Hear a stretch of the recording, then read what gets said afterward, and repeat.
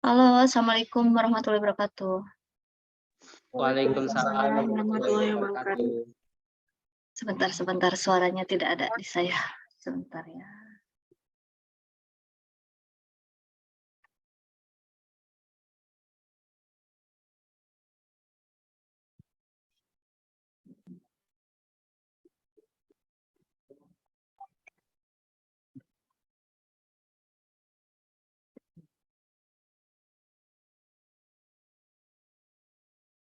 Oke, coba tes lagi. Halo? Ada suaranya, Bu? Wah, kecil banget ya.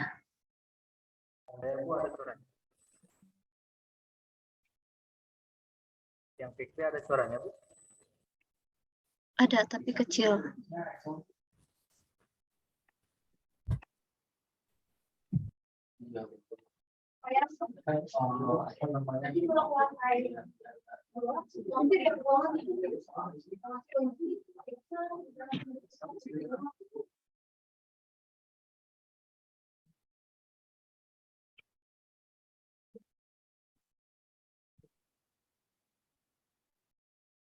Tes lagi.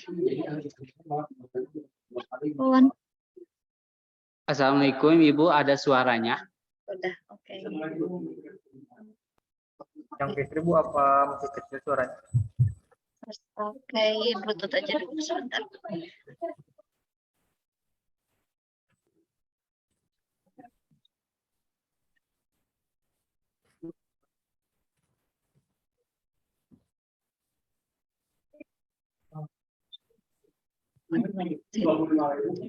Ya, tes lagi. Halo, Assalamualaikum. Halo, Bu. Ada suaranya? Oke, sip. Suara saya juga terdengar ya? Terdengar, Bu. Ya, kita mulai ya, karena para penguji sudah hadir, Pak Putra dan juga Pak Rustono, serta ada beberapa audiens di sini ya yang mengikuti. Oke, Wawan dan Fikri silahkan di-share screen dulu.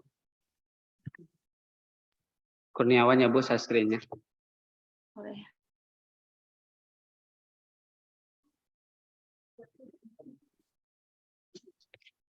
Apakah sudah ada, Ibu? Ya, sudah tampil. Oke. Ya, kita mulai. Bismillahirrahmanirrahim. Assalamualaikum warahmatullahi wabarakatuh. Waalaikumsalam warahmatullahi wabarakatuh. Bagaimana kabarnya Bapak Ibu, teman-teman semuanya? Pak Putra sehat, Pak? Alhamdulillah sehat. Pak Rustono Baik, sedang alhamdulillah, Bu. bertugas kah? Iya. Dan rekan-rekan yang lain semoga sehat dan tetap semangat ya. Amin. Pertama-tama marilah kita panjatkan puji syukur kepada Allah Subhanahu wa taala. Alhamdulillahirabbil alamin. Hari ini tanpa kurang satu hal apapun ya, kita bisa melaksanakan agenda seminar proposal rencana penelitian salah satu grup lagi di Prodi Teknik Industri ya. Salawat serta salam marilah kita limpah curahkan kepada Nabi Muhammad SAW dengan membaca salawat Allahumma sholli ala sayyidina Muhammad wa ala ali sayyidina Muhammad. Semoga syafaatnya sampai kepada kita semuanya ya selamanya. Amin ya Allah. Yang terhormat, yang saya hormati Bapak Penguji 1, Pak Insinyur Rustono, Bapak Penguji 2, Bapak Haji Muhammad Syafarudin Mahaputra, STMT, dan di sini akan ada presenter kita hari ini yaitu dari Muhammad Fikri Nasrullah dan juga Kurniawan. Kita hadirin semuanya yang berbahagia, insya Allah ya, berbahagia. Oke. Nanti pemaparannya kita akan dibagi menjadi 3 sesi ya. 3 sesi. Yang pertama kita lihat presentasinya, bagaimana Fikri dan Kurniawan memaparkan, menjelaskan rencana penelitiannya. Lalu yang kedua sesi diskusi, dan terakhir kita akan masukan dari para penguji, dan juga yang ketiga diskusi dengan para audiens ya, jika ada yang ingin didiskusikan atau diklarifikasi lebih lanjut. Oke. Untuk memulai, marilah kita membaca Bismillah bersama-sama. Bismillahirrahmanirrahim. Bismillahirrahmanirrahim. Ya, kepada Muhammad Fikri Nasrullah dan Kurniawan akan mempresentasikan rencana penelitiannya dengan judul Identifikasi Faktor Kerusakan pada Mesin Bending ya, dan juga mesin bending hidraulik ya, menggunakan metode failure mode and effect analysis and fault tree analysis. Studi kasusnya di Satuan Pelayanan Bandung UPTD Industri Logam. Kepada presenter hari ini dipersilahkan pemaparannya maksimal 20 menit. Silahkan. Baik, Ibu, terima kasih atas memberikan ruang pada seminar kali ini. Bismillahirrahmanirrahim. Assalamualaikum warahmatullahi taala wabarakatuh. Waalaikumsalam warahmatullahi wabarakatuh. Salam sejahtera untuk kita semua. Yang terhormat kepada Insinyur Rustono MT selaku dosen penguji 1, yang terhormat kepada Haji Muhammad Syafarudin Mahaputra sebagai dosen penguji 2, yang terhormat kepada Ibu Rafika Ratik Sri Murni yang telah memberikan ruang pada seminar kali ini, yang terhormat kepada serta teman-teman yang ada di pada ruang Zoom ini, dan para hadirin sekalian. Terima kasih kami ucapkan kepada para dosen yang sudah menyempatkan dan meluangkan waktunya untuk menguji kami dalam seminar proposal pada hari ini, pada tanggal 17 Maret 2023 dengan waktu 13.30 waktu Indonesia Barat. Perkenalkan, nama saya Kurniawan dengan NIM 4103 7003 191027 dan rekan saya bernama Muhammad Fikri Nasrullah dengan NIM 4103 703 191030. Kami akan mempresentasikan proposal penelitian usulan dengan judul Identifikasi Faktor Kerusakan pada Mesin Bending WC67Y dan Mesin Bending Hidrolik INOU NCF 6025 menggunakan metode Failure Mode and Effect Analysis FMMA dan Fault Tree Analysis FTA, studi kasus Satuan Pelayanan Bandung UPTD Industri Logam. Baiklah, penelitian ini dilatar belakangi oleh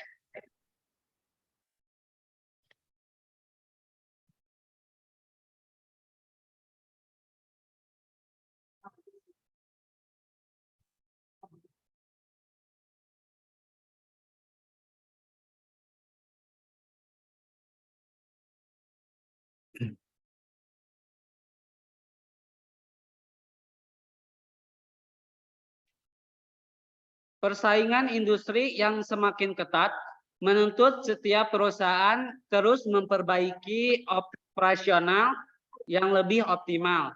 Salah satunya yaitu kelancaran pada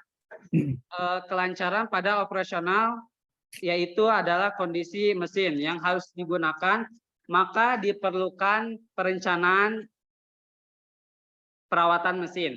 Mesin adalah salah satu faktor yang paling utama dalam perkembangan serta perjalanan proses produksi. Untuk menanggulanginya, hal tersebut diperlukan perencanaan perawatan mesin yang terjadwal.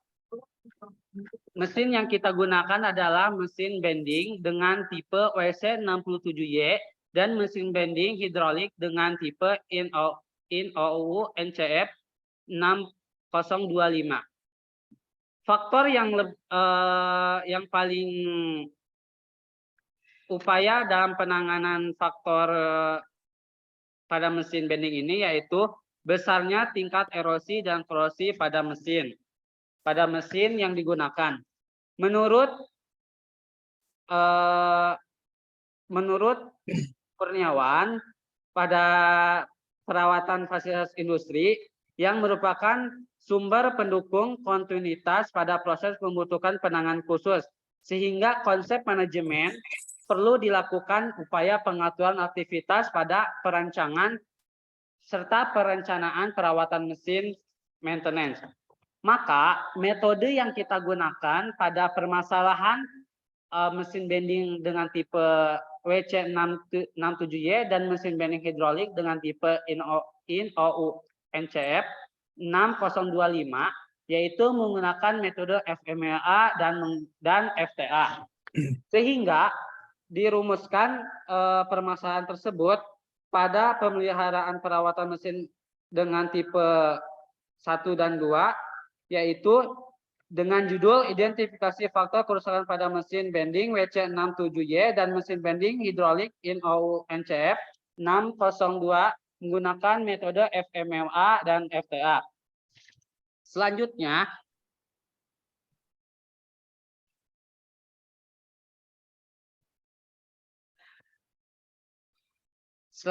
berdasarkan hasil latar belakang permasalahan tersebut, kami merumuskan tiga masalah. Di antaranya, apa saja faktor penyebab dari kerusakan yang terjadi pada mesin bending WC67Y dan mesin bending hidrolik dengan tipe NOUF NCF 6025 di Satuan Pelayanan Bandung UPTD Industri Logam. Kedua, jenis kerusakan apa saja yang terjadi pada mesin bending di Satuan Pelayanan Bandung UPTD Industri Logam. Dan terakhir, bagaimana usulan perbaikan dan pengurangan kerusakan pada mesin bending WC67Y dan mesin bending hidrolik INOU NCF 6025 di Satuan Pelayanan Bandung UPTD Industri Logam. Tujuan pada penelitian ini, pertama, kita mengidentifikasi faktor-faktor penyebab apa saja terjadinya kerusakan pada mesin bending di Satuan Pelayanan Bandung UPTD Industri Logam. Yang kedua, mengetahui jenis apa saja kerusakan pada mesin bending ini. Dan terakhir, memberikan usulan perbaikan serta pengurangan kerusakan pada mesin bending di Satuan Pelayanan Bandung UPTD Industri Logam. Manfaat pada penelitian ini sebagai bahan acuan untuk perawatan mesin bending dengan tipe WC67Y bahan mesin bending hidrolik INOU NCF 6025 untuk mengurangi terjadinya kerusakan mesin pada saat digunakan. Nah, di sini kami membatasi penelitian.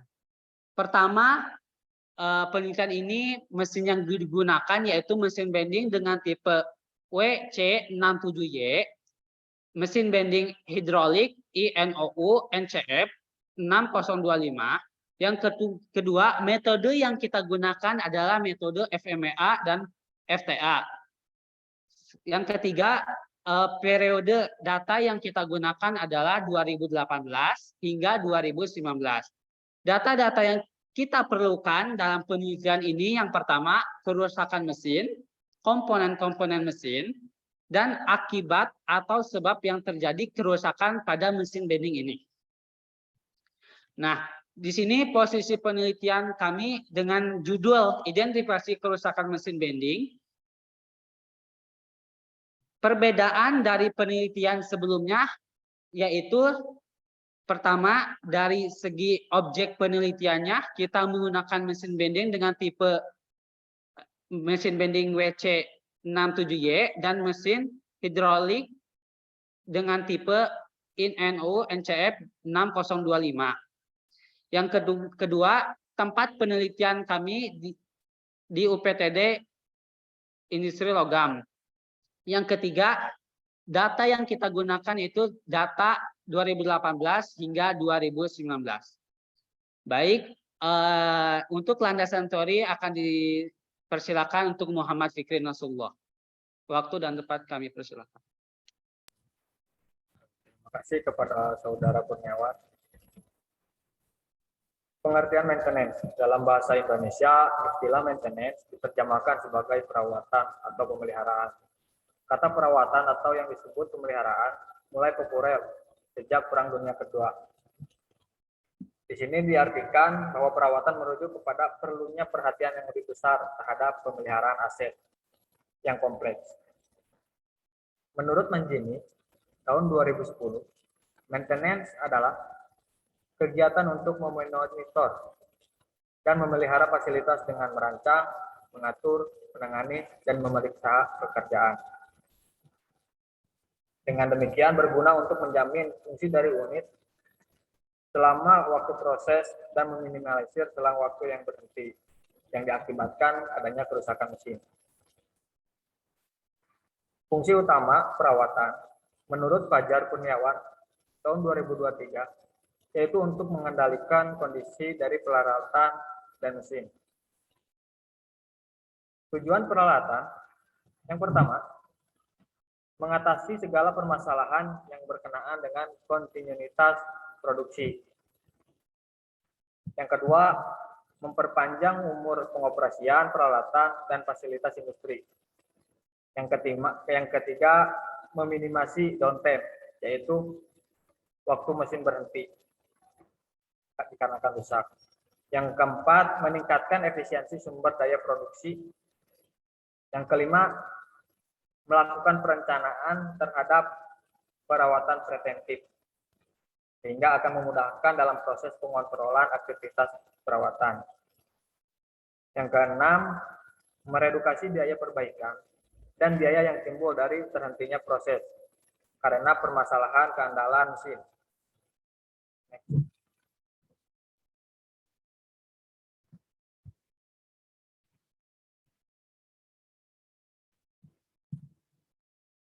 Faktor-faktor penyebab kerusakan mesin industri.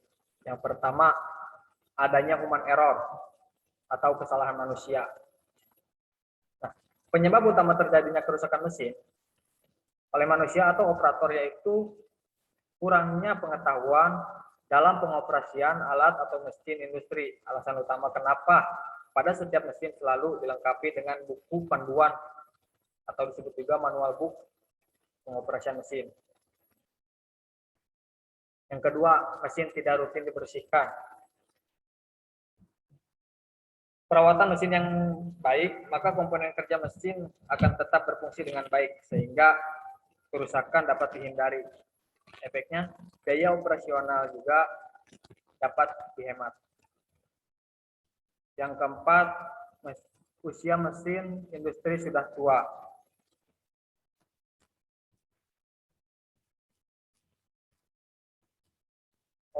Yang ketiga, ruang penyimpanan tidak sesuai. Ruang penyimpanan tidak sesuai atau kurang sesuai tidak bisa menjadi menggerogoti kinerja mesin sehingga ia mengalami kerusakan. Yang pertama ada karena faktor kelembaban ataupun tekanan udara. Yang keempat, usia mesin industri sudah tua.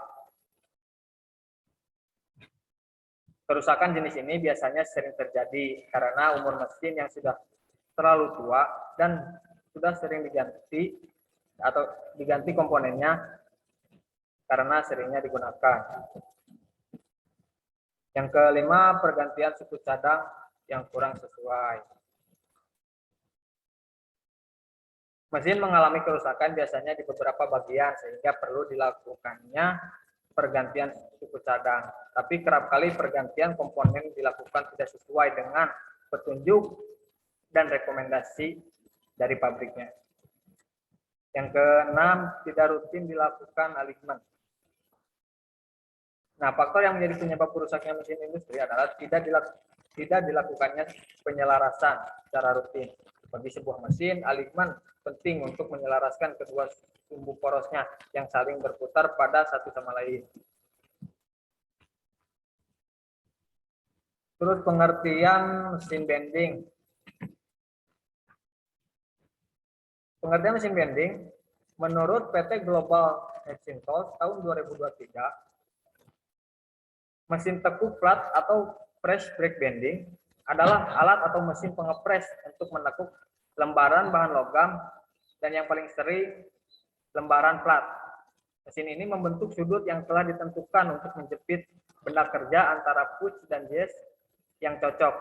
Mesin press brake digunakan untuk menekuk atau membending plat logam dengan sudut tertentu, biasanya yaitu 90 derajat. Next.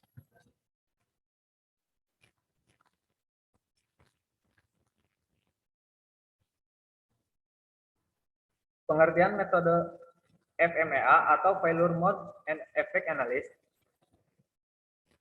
adalah teknik yang digunakan untuk meningkatkan keandalan suatu proses dengan cara mengidentifikasi potensi kegagalan atau disebut modus kegagalan pada proses tersebut. FTA atau analisis pohon kesalahan, fault tree analysis, metode yang tepat dalam memahami bagaimana sebuah sistem dapat gagal atau dalam konteks manajemen risiko, bagaimana sebuah risiko dapat terjadi dan apa saja penyebabnya. Next.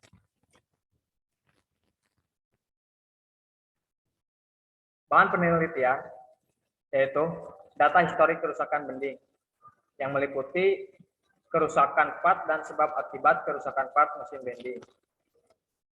Peralatan penelitian yaitu alat tulis kantor untuk mencatat, Microsoft untuk menghitung dan membuat tabel, Microsoft Visio untuk membuat flowchart alur penelitian, dan kalkulator untuk menghitung.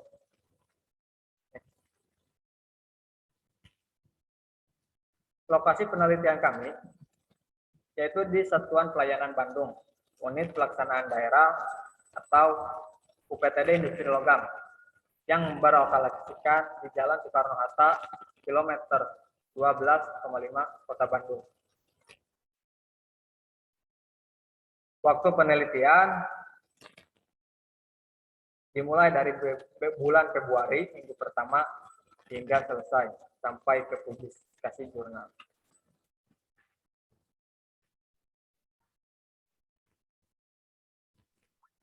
Selanjutnya di sini adalah prosedur penelitian pada penelitian kita. Pertama, pada tahap pertama yaitu tahap identifikasi dan penelitian awal. Yang pertama, kita melakukan studi lapangan dengan mewawancarai serta mengobservasi dan mendokumentasikan apa saja yang terjadi pada kerusakan pada mesin bending ini. Yang kedua, kita melakukan studi literatur berdasarkan dari beberapa buku, jurnal, serta artikel-artikel yang mendukung pada penelitian kami ini.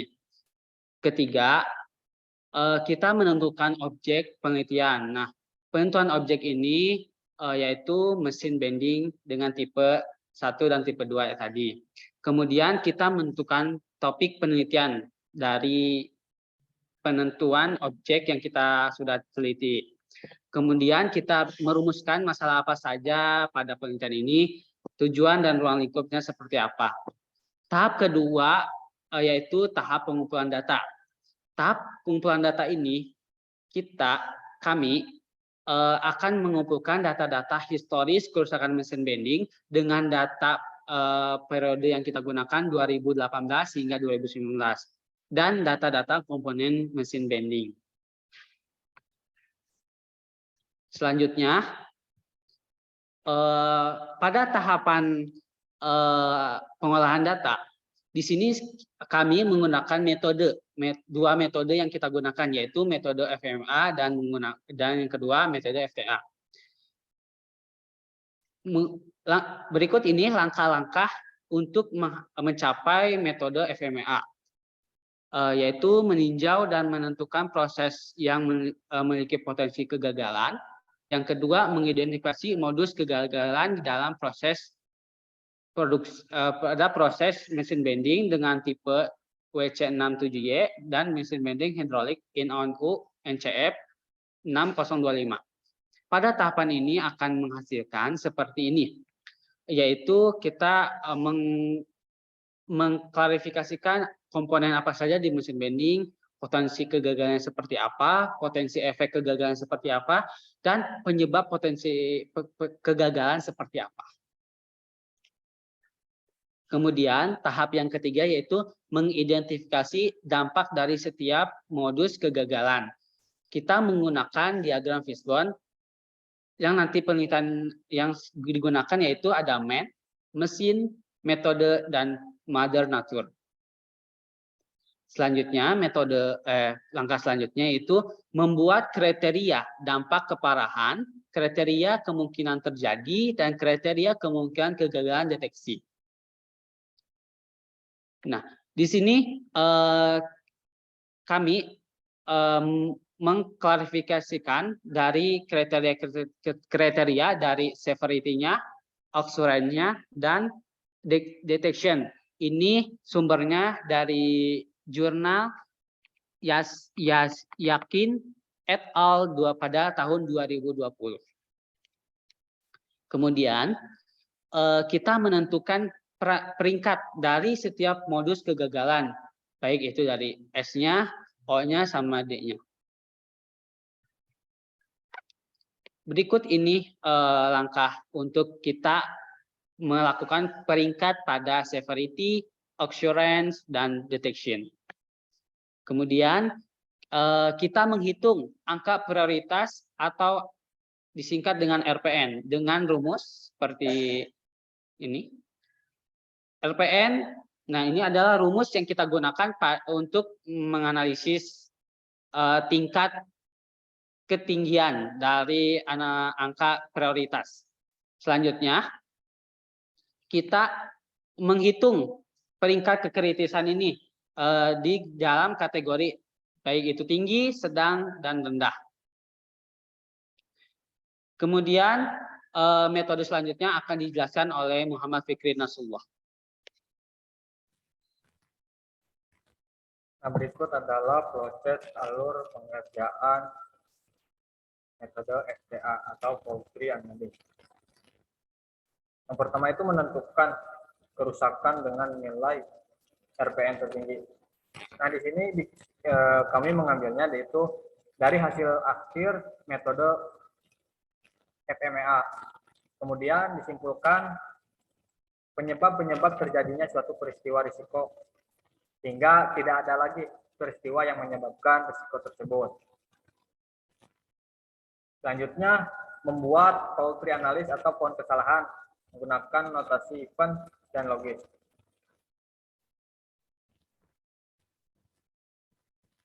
Nah, berikut bisa dilihat contoh dari pohon analis atau pohon kesalahan.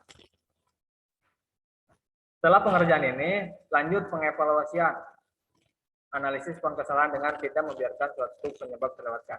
Nah, kita kembali lagi ke pohon analis ini, lalu kita mengevaluasi apakah benar sudah tidak ada lagi peristiwa yang menyebabkan risiko tersebut atau enggak secara detail.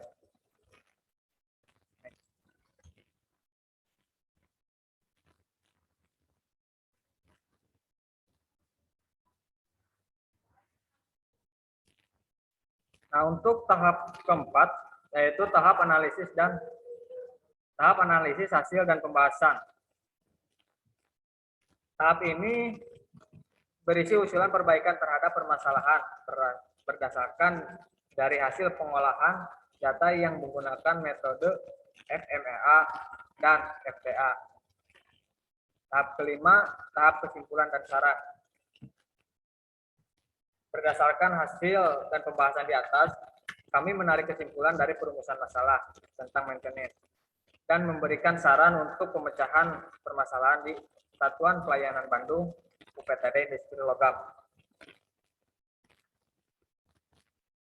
Nah, ini ada beberapa jurnal yang nantinya menjadi sasaran kita.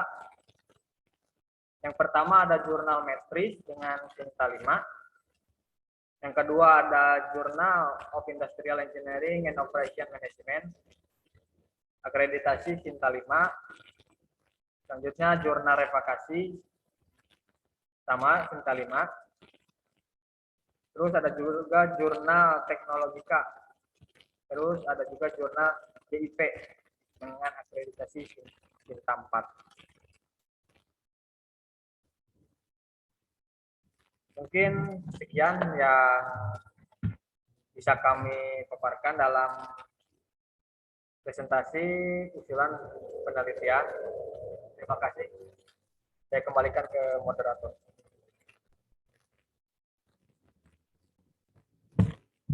Terima kasih Kurniawan dan juga Fikri, waktunya lebih 5 menit ya.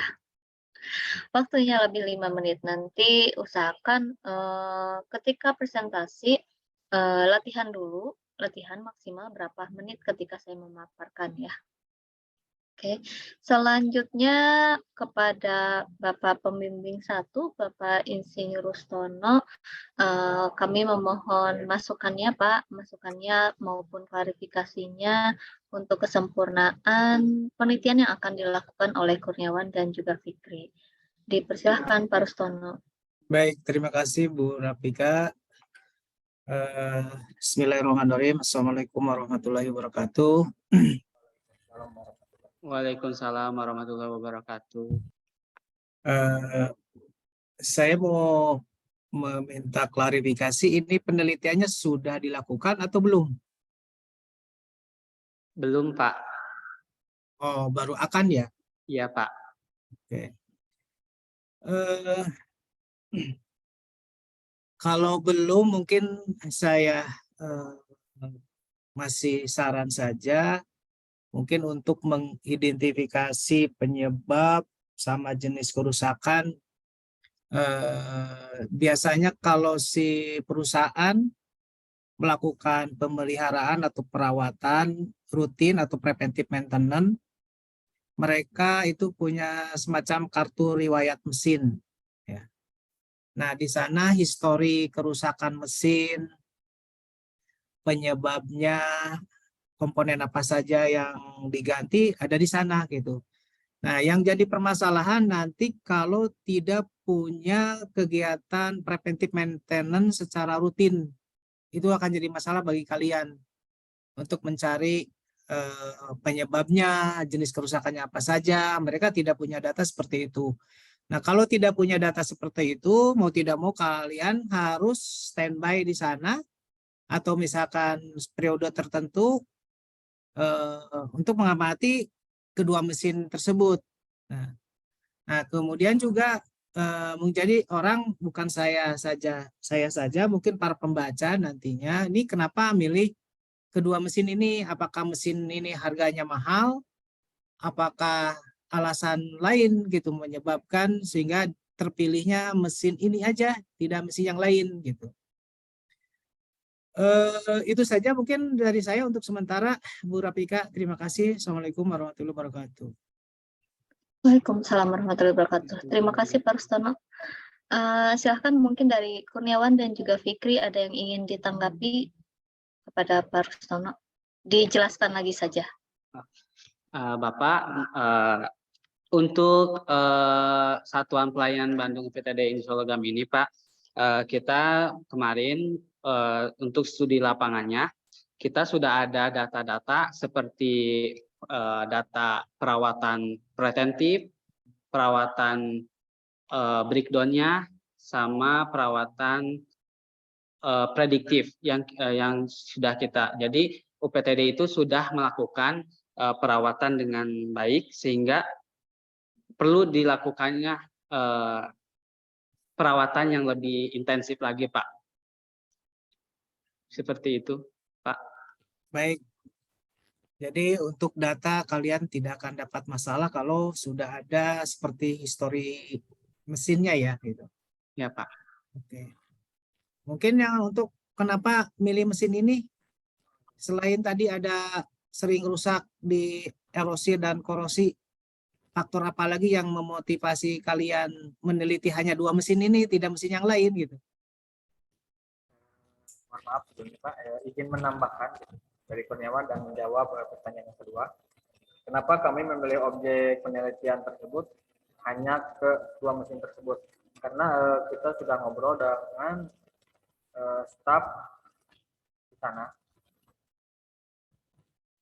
Kebanyakan yang sering terjadinya kerusakan hanya mesin ini dan mesin ini katanya. Terus kita juga langsung buat memastikannya, kita langsung ke operatornya. Apakah benar mesin ini sering mengalami kerusakan, dan ternyata memang benar. Kedua mesin ini sering mengalami kerusakan. Atau mesin ini sudah tua ya? Gimana Pak? Ini mesinnya udah layak diganti gitu. Nah, umur mesin ini memang sudah tua Pak. Yang satu ada yang baru umur, kalau nggak salah, tahun 1981. Ya. Oh. Kalau mungkin sebagai pertimbangan juga, kalau itu mesin sudah tidak ekonomis, sudah nilai bukunya udah 0 gitu ya. Orang untuk kalau dibanding-banding beli mesin baru mungkin lebih produktif mesin baru daripada merawat yang sudah uzur gitu, kalau orang bau tanah gitu. Ya harus dipertimbangkan lagi ini kalau yang sudah tidak ekonomis lagi gitu, ya harus dipertimbangkan gitu ya. Kenapa harus dirawat ya? Lebih baik diganti aja.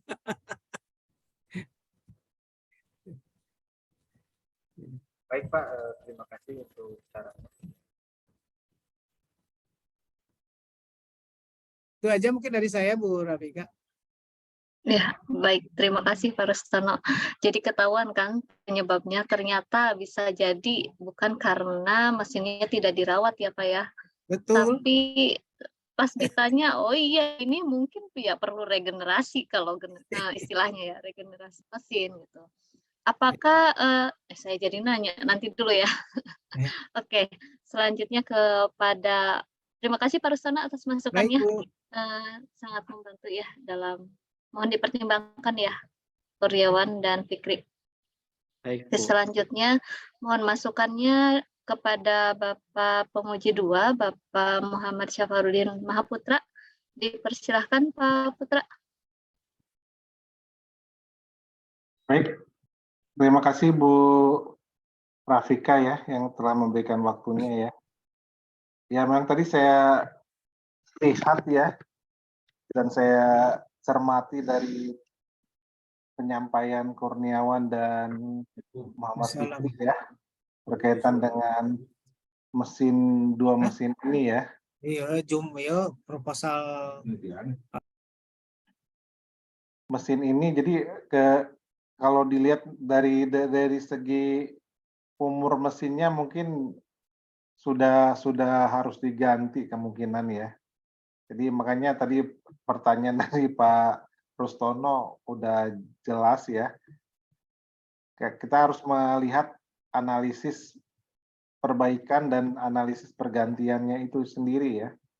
Jangan sampai kita misalnya kita perbaiki, rusak terus, akhirnya mengganggu proses ini ya. Tapi memang kalau di sini kan cuman pelayanan untuk pelatihan saja atau apa ini di UPTD ini digunakan apa aja nih?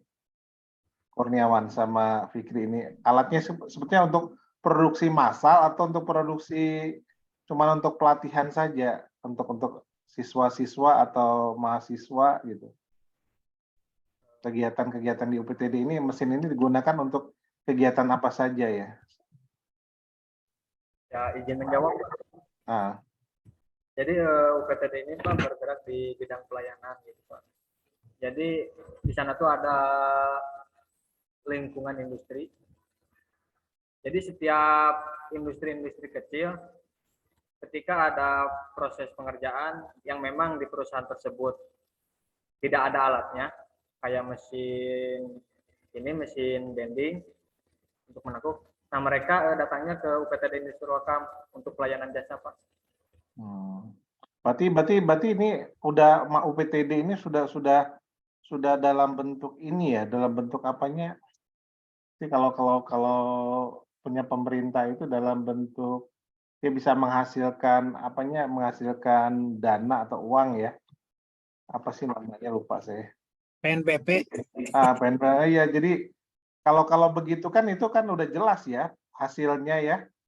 Kalau misalnya ini cuma untuk pelatihan saja, memang kalau misalnya dilihat dari faktor misalnya perbaikan sama faktor pergantiannya, kalau misalnya memang dipakai untuk apanya, untuk menghasilkan keuntungan ya, atau untuk menghasilkan uang untuk UPTD-nya sendiri, ya memang kalau misalnya dianalisis harus dianalisis dulu.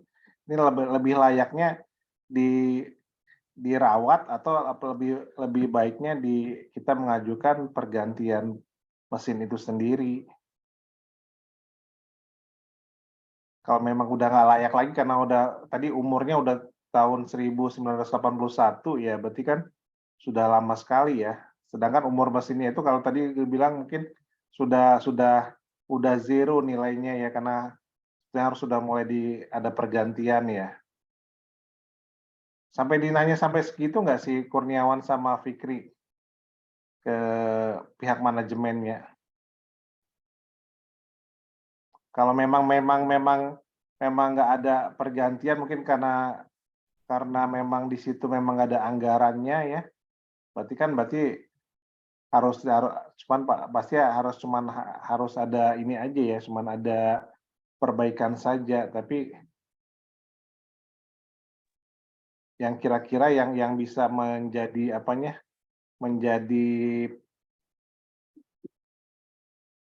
masukan untuk Kurniawan dan Fikri terhadap UPTD itu berkaitan dengan ini udah konsultasi ya sama mereka ya, ini berkaitan dengan 2 mesin ini. Udah Pak.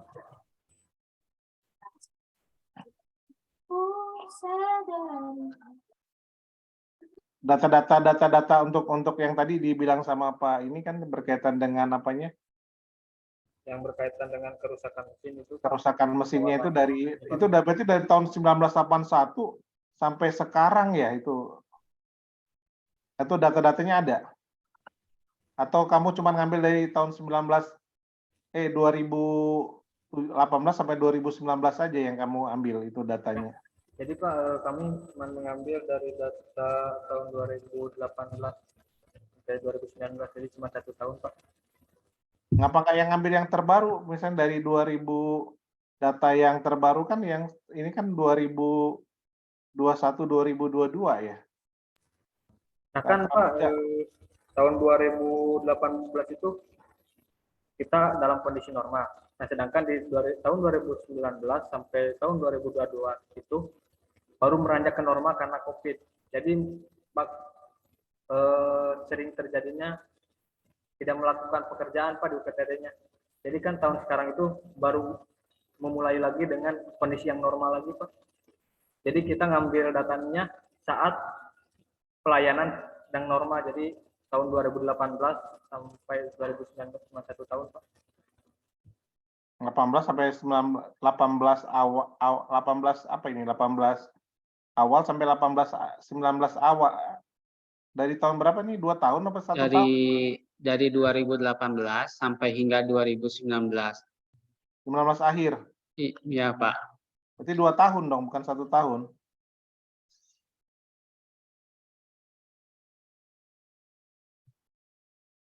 Ya.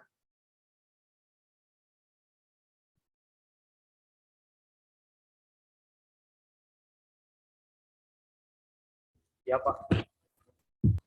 Ya kalau 2 tahun ya kan itu kan mulai COVID itu kan mulai 2020 bulan Mei ya mungkin ya. Karena kalau 2018 sampai 19 akhir itu masih normal ya.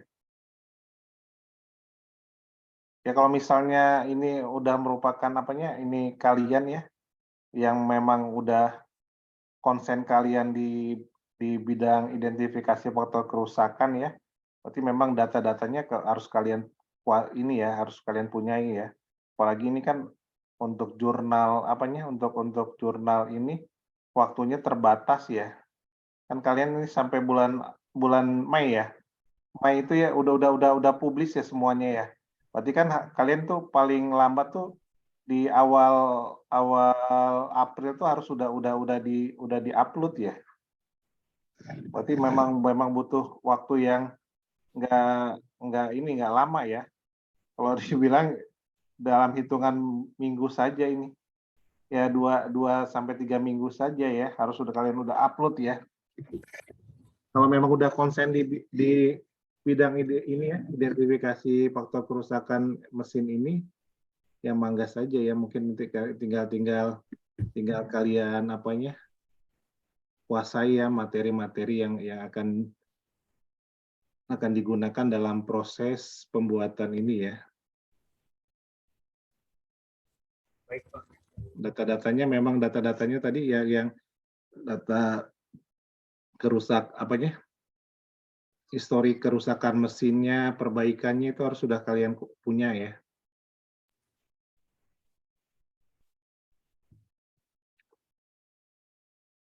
Mungkin itu aja Bu Rafika ya, mungkin ya.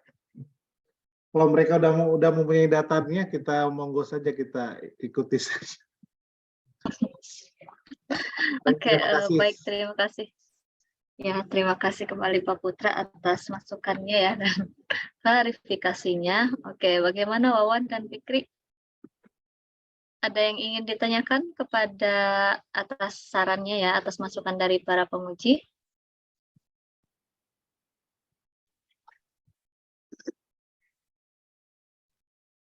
Udah jelas ya, Kurniawan ya? Iya, Udah siap. iya Bu. Jelas atau nambah galau nih? Eh, Galau sebenarnya antara Bu, lanjut eh, atau kita ganti? tuh masih semangat Bu dengan bukan metode mesin ini. Soalnya kan Bu, data yang kita gunakan cuma 2 tahun karena itu kita melihat kondisi ini, Pak. Kondisi itu normal, sedangkan data yang digunakan pas pandemi itu belum melakukan perencanaan perawatan mesin. Jadi Pak, kita digunakan pada periode 2018 sama 2019.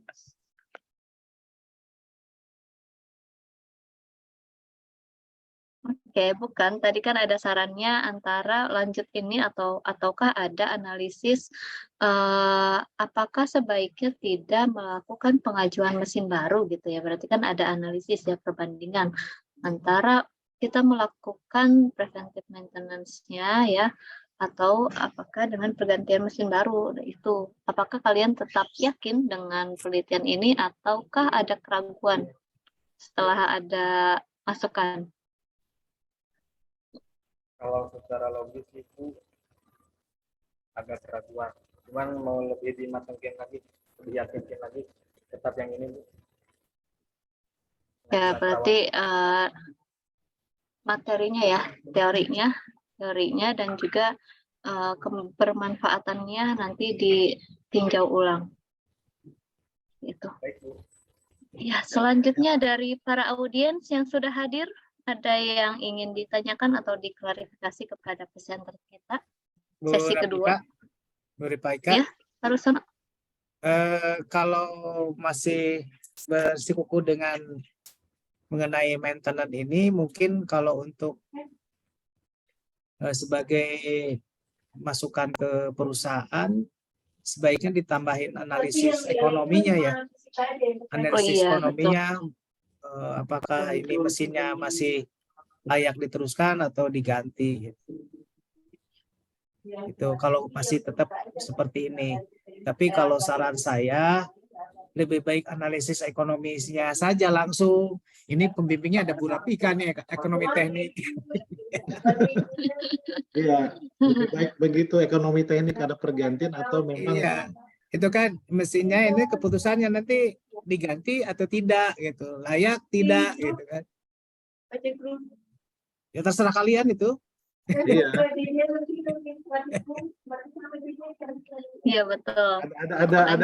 Ada dua opsi ya Pak ya, pakai ekonomi teknik sama analisa keputusan tuh. Betul, Pak. Betul. Sok nanti dicari dulu ya referensinya dipikirkan aja ketika dulu. ini bukan berarti tidak bagus, bukan ya. Ini sudah bagus sampai ke tahap seminar proposal ini sudah bagus. Namun kita lihat lagi ternyata kan ada beberapa aspek yang belum kita pikirkan. Mungkin di bagian di satuan pelayanannya juga tidak terfikirkan karena menimbang mungkinkah biayanya yang mahal ya. sehingga ingin terus dipakai nih mesin ini sampai tidak bisa dijalankan mungkin gitu ya. Sampai mati. Sampai mati gitu. Sampai tidak bisa dijalankan, kan prinsipnya menghemat sehemat-hematnya gitu kalau di ini. Tapi kalau misalkan bisa meningkatkan produktivitas ya why not. Atau tidak ada budget untuk pembelian mesin baru. Iya, Nah, coba iya, dicek di betul. perusahaannya ada budgetnya untuk mesin barunya. Nanti coba ditawarkan, Bapak, kalau misalkan kita lakukan analisis pengadaan kelayakan ekonomi lah, pengadaan mesin baru gimana, ataukah keberatan atau tidak gitu dulu. Kalau misalkan tidak keberatan ya cari lagi referensinya gitu ya. Siap. Oke ya. Siap. Ya tidak terlalu pusing ya Pak Rustono ya kalau kelayakan Enggak. ekonomi itu. Analisa ekonomi ada Bu Rafika tuh. Ada ahlinya. Bapak kurang jelas. Ya, Iya. ada ahlinya Bu Lebih ringan Rafika. materinya. Oke, belum ada nih Pak yang analisis kelayakan ekonomi ini di sini. Semuanya statistikal tentang kualitas kebanyakan. Iya. Oke, baik. Terima kasih Pak Rustono, Pak Putra. Yang lain ada yang ingin disampaikan? Audiens yang lain? Ini para calon-calon yang akan seminar proposal atau yang sudah seminar proposal. Ya, jika tidak ada, kita akhiri di sesi kedua ya. Kita akhiri di sesi kedua. Alhamdulillahirrabbilalamin telah terlaksana seminar usulan penelitian dari Kurniawan dan juga Muhammad Fikri Nasrullah. Semoga dengan terlaksananya usulan ini bisa menambah semangat baru juga ya, semangat baru kepada Wawan dan juga Fikri, dan juga untuk tetap keinginan long life learning ya. Jadi tidak mesti ketika kita sudah menemukan satu yang menurut kita itu yang benar gitu ya, menurut kita itu yang paling benar, ternyata dari sisi yang lain ada juga loh opsi yang lain. Tinggal kita mau mempelajarinya atau tidak. Ya. Oke, saya ucapkan terima kasih kepada penguji 1 Bapak Insinyur Rustono MT dan juga penguji 2 Bapak Muhammad Syafarudin Mahaputra STMT atas masukannya ya kepada penelitian yang akan dilaksanakan oleh Wawan Kurniawan dan juga Muhammad Fikri Nasrullah. Kita tutup acara sesi 2 dengan hamdalah ya bersama-sama. Alhamdulillahirrahmanirrahim. Ya, tetap semangat dan lanjutkan penelitiannya. Baik, Bu. Oke. Ya, Bu. Terima kasih Pak Rustono. Kalau Baik, Pak Putra masih stay ya, sesi 3. Ya. Bapak, Kita panggil terima dulu, kasih. tunggu Pak Iwan. Kita panggil dulu, tunggu Pak Iwan ya.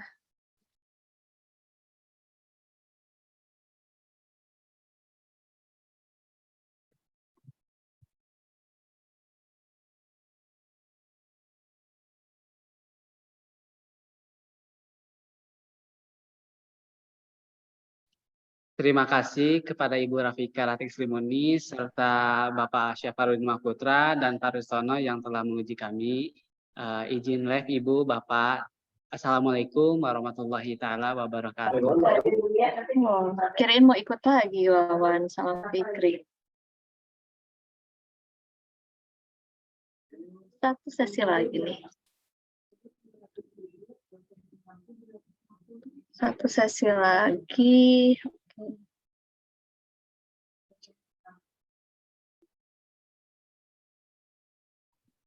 Langsung atau apa nih, Bu? Nunggu Pak Iwan, Pak belum masuk. Pak Iwan di kampus apa di luar? Di kampus. Di Kampus tapi sedang di mana? Ininya mahasiswanya udah masuk belum? Mahasiswanya Asipa dan juga Ramadan sudah. Sudah ada. Di share screen dulu coba. Disiapin aja materinya. Pak Iwan, ayo seminar. Belum jadiin host, Bu. Sebentar, lama ya.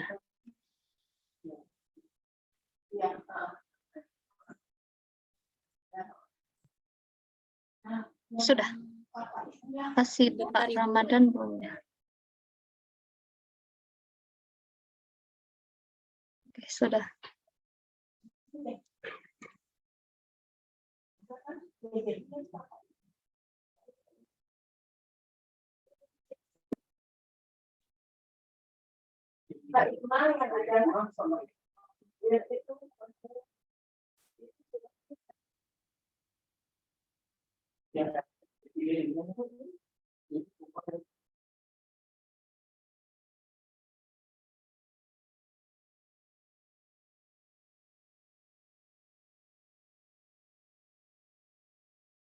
Apakah udah muncul, Ibu?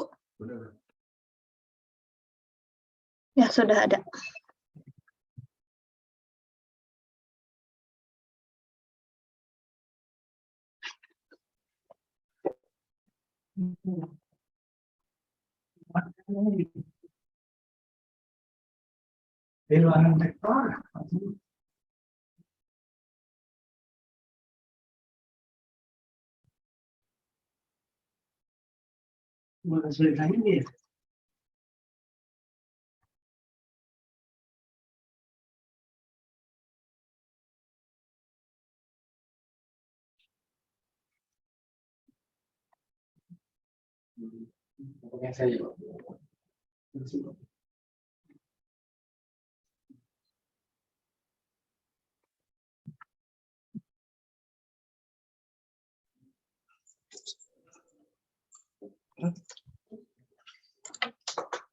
Assalamualaikum warahmatullahi wabarakatuh. Waalaikumsalam warahmatullahi wabarakatuh. Waalaikumsalam warahmatullahi wabarakatuh. Sudah ada ya Pak Iwan ya? Baik, kita sudah siap Pak Iwan? Ngos-ngosan? Masih ngos-ngosan? Hari dari atas, ya Bu. Oke, kita mulai ya. Bismillahirrahmanirrahim. Di sesi ketiga, pembukaan kita sudah buka di sesi kedua. Baiklah, untuk sesi ketiga ini, kita akan mendengarkan pemaparan usulan penelitian yang akan dilakukan oleh Asyifa Khairunisa dan juga Muhammad Ramadan Miftahur Rahman. Oke, dengan judul yang diajukan adalah analisis pengendalian kualitas produk komponen penutup tangki pesawat ya hingga dengan menggunakan metode Six Sigma di PT Dirgantara Indonesia.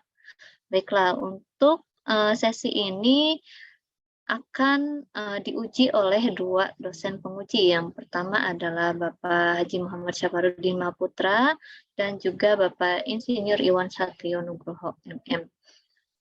Sebelum mulai, mari kita baca basmalah bersama-sama. Bismillahirrahmanirrahim. Semoga diberi kemudahan dalam setiap pelaksanaannya ya. Kepada presenter dipersilahkan untuk memaparkan usulannya selama maksimal 20 menit. Ya, dipersilahkan kepada Asyifa dan juga Muhammad Ramadan. Baik, terima kasih Ibu sebelumnya. Bismillahirrahmanirrahim. Assalamualaikum warahmatullahi wabarakatuh. Waalaikumsalam warahmatullahi wabarakatuh. Alhamdulillahirrahmanirrahim.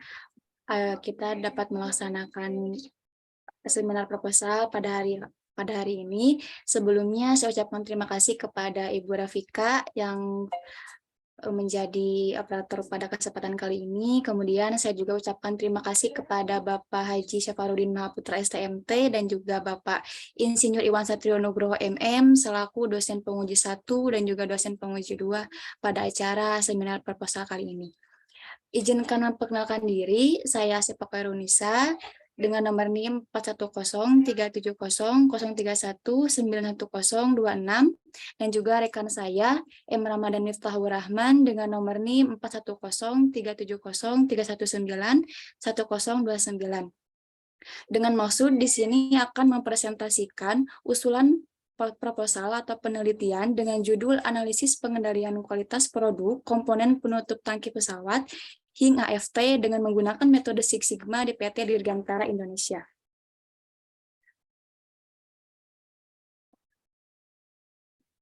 Perkembangan industri akan terus berkembang dengan seiringnya kemajuan teknologi. Nah, pesawat terbang merupakan salah satu kemajuan teknologi yang sangat luar biasa. Berpindah dari satu tempat ke tempat lainnya dengan menggunakan waktu yang lebih singkat dibanding dengan menggunakan kendaraan lainnya. Nah, PT Dirgantara Indonesia ini merupakan salah satu perusahaan yang memproduksi komponen pesawat terbang. Salah satunya yaitu komponen pada penutup tangki pesawat atau disebut Hing AFT. Dari produksi komponen Hing AFT ini, perlu diperhatikan proses produksi agar tidak mengakibatkan suatu kecacatan produk.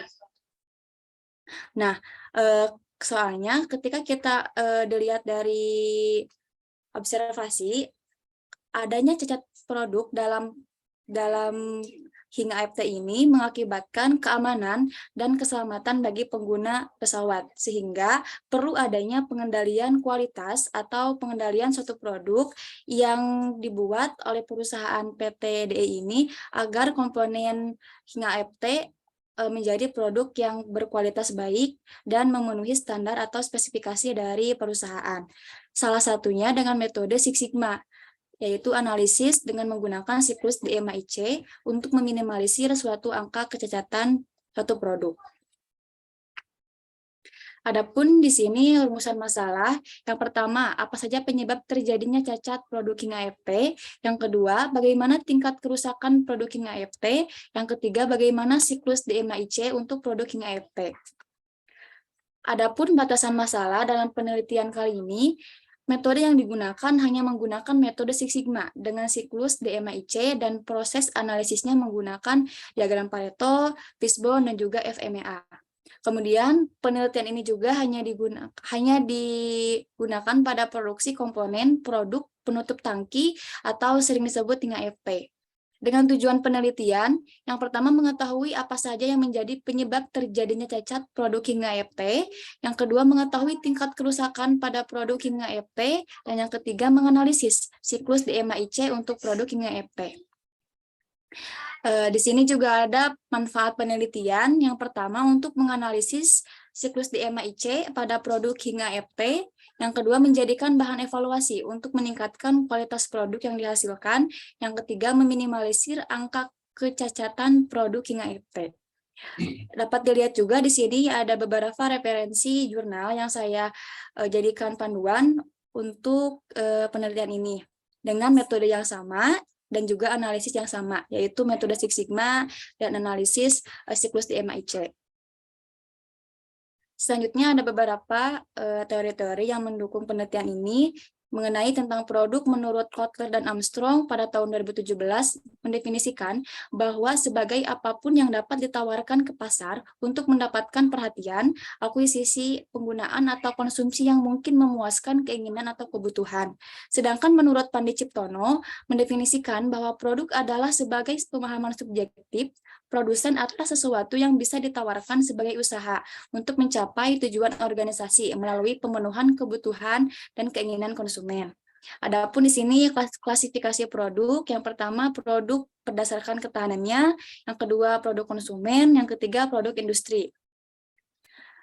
Pengertian pengendalian kualitas menurut Menjianti pada tahun 2015 adalah kegiatan yang dilakukan untuk memastikan bahwa kegiatan produksi dan operasi berjalan sesuai dengan apa yang telah direncanakan dan sesuai dengan apa yang direncanakan, dan apabila terjadi penyimpangan, maka penyimpangan tersebut dapat dikoreksi sehingga apa yang diharapkan tercapai. Nah, sedangkan menurut Harsanto dalam Badah pada tahun 2020 menjelaskan bahwa pengendalian mutu adalah suatu kegiatan yang dilakukan oleh suatu perusahaan untuk memastikan bahwa produk yang dihasilkan sesuai dengan spesifikasi yang telah ditetapkan. Adapun tujuan pengendalian kualitas, yang pertama, produk akhir memiliki spesifikasi dengan standar kualitas yang diberikan perusahaan. Yang kedua, biaya desain produk, biaya infeksi, dan biaya proses manufaktur dioperasikan secara efisien. Yang ketiga, proses yang berkelanjutan untuk dianalisis. Ada juga di sini faktor-faktor yang mempengaruhi kualitas. Yang pertama, kemampuan proses. Yang kedua, spesifikasi yang berlalu. Yang ketiga, tingkat ketidaksesuaian yang dapat diterima. Dan yang ketiga, biaya kualitas.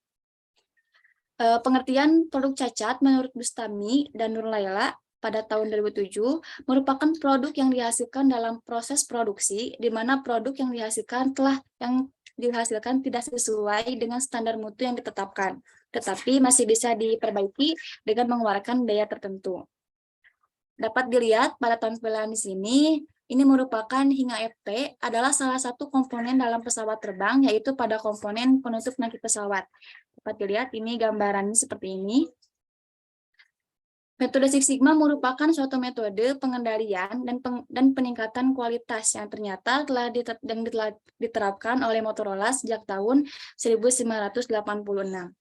Six Sigma juga dapat didefinisikan sebagai metode peningkatan proses bisnis yang bertujuan untuk menemukan dan mengurangi faktor-faktor penyebab cacat, mengurangi waktu siklus dan biaya produksi, meningkatkan produktivitas, memenuhi kebutuhan pelanggan, mencapai utilitas optimal, serta mendapatkan hasil yang lebih baik dari segi produksi maupun pelayanan. Di sini juga dapat dilihat tingkat pencapaian Sigma, karena kan pengertian Sigma tersebut terdiri dari 6 level Sigma dengan DPMO yang berbeda seperti tampilan di layar ini. Mungkin sekian penjelasan dari saya. Selanjutnya saya akan serahkan ke rekan saya, Emma Ramadan Miftahur Rahman. Persilahkan.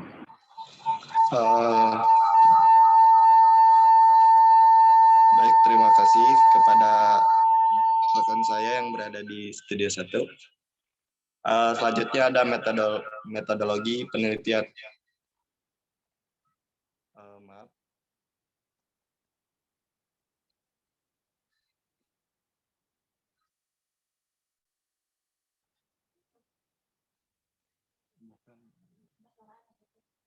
Yang selanjutnya ada metodologi penelitian, yaitu ada tahap identifikasi dan tahap penelitian awal.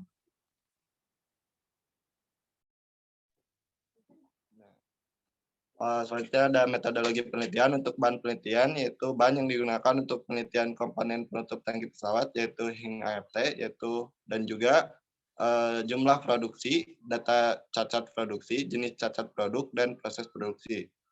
Untuk peralatan penelitian yang kami gunakan, yang pertama ada Microsoft Excel, yang kedua ada Microsoft Visio, yang ketiga kalkulator. Untuk lokasi dan waktu penelitian dilakukan di PT Dirgantara Indonesia yang berlokasi di Jalan Pajajaran nomor 154 Negara, Kota Bandung, Jawa Barat. Penelitian dilaksanakan pada bulan Maret 2023 hingga selesai. Dan ini ada timeline penelitian untuk penelitian kami ke depannya.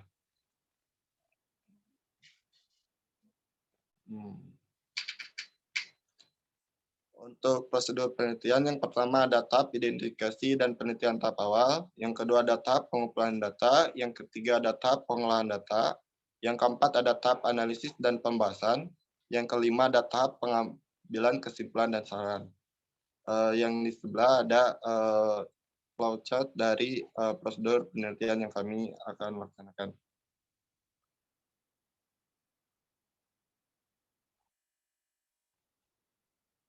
Untuk tahap identifikasi dan penelitian tahap awal, yang pertama kami melakukan studi lapangan, yang kedua melakukan studi pustaka, dan yang ketiga ada melakukan perumusan masalah. Untuk tahap pengumpulan data yaitu dengan menggunakan metode wawancara, dan data sekunder yang kami butuhkan yaitu data produksi, data cacat produk, dan jenis cacat dan proses produksi. Untuk tahapan pengolahan data yang pertama itu menggunakan siklus DMAIC, yaitu Define, Measure, Analyze, Improve, dan Control. Dan selanjutnya untuk tahap analisis menggunakan diagram Pareto, Fishbone, dan FMEA.